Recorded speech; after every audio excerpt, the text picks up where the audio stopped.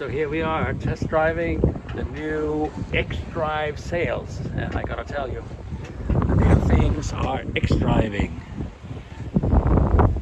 Looking pretty good, all fiber, whatnot. Membrane, laminated something. I've been up to about 23 knots of gust. Cruising right now at 11, which is much more comfortable. There's a lot of swells, as you can tell. Look out there. That's just some really good swells coming in from the Pacific. But it's a pretty day. I ran into a little problem. All of a sudden it started raining ball bearings. Raining ball bearings out of my AutoHelm. That was not supposed to happen.